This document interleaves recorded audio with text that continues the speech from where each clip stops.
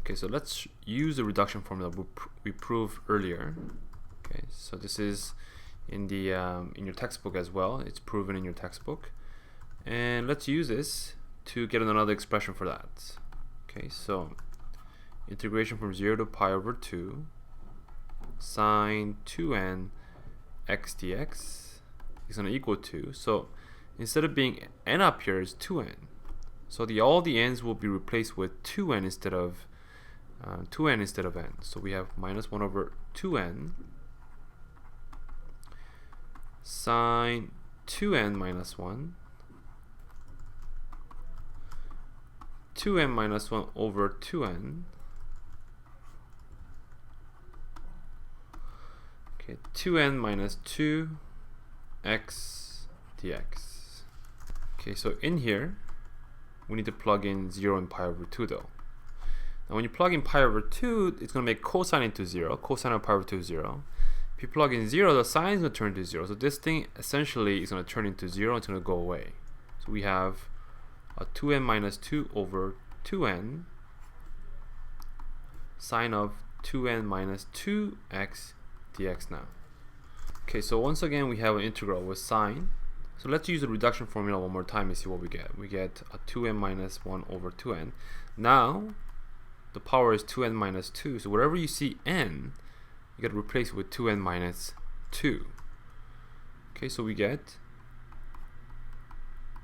that instead of n, we get 2n minus 2 minus 1, so 2n minus 3, okay, x plus 2n minus 2 minus 1 and 2n minus 2, integral of sine, you're going to get 2n minus 2 minus 2, so minus 4x dx. Okay, so in here we still have to plug in pi over 2 and 0 in same result. When you plug in pi over 2 here, it's going to turn into 0. When you put 0 in here, it's going to turn into 0. So this whole thing will turn into 0. So what we have now is a 2n minus 1 over 2n times by this, which is a 2n minus 3 over 2n minus 2. Then we have integral of sine 2n minus 4 x dx. Okay, so look, what's the relationship between 2n minus 1 and 2n minus 3? It's actually decreased exactly by 2. And same with 2n versus 2n minus 2. Look at the original pattern that we wanted to show. Right, we have 2n minus 1, and it goes down by twice. Right, so 5, 3, 1, they're all numbers, so it goes down by twice. We have 2n here, and it goes down by obviously twice here as well. Okay, so if we continue this pattern, okay, clearly we're going to get 2n minus 1, 2n, 2n minus 3 over 2n minus 2. The next one's going to be 2n minus 5 over 2n minus 4. It's going to go all the way down until, okay, and note that the 2n minus 1, the 2n minus, because 2n is even, these are all numbers. It's going to go down to, 5, right, times by 3 times by 1. Okay, at the bottom it's going to be even numbers. So it's going to be, and note that it's exactly 1 bigger than the number at the top. So it's going to be 6, 4, right, 2. Right. So 2n is exactly 1 bigger than 2n minus 1. 2n minus 2 is exactly 2n minus 3 plus 1 more. Okay, so we get that. Okay, in the end, we're going to get integration of just sine of x dx, right? And we still have to plug in 0 to pi over 2.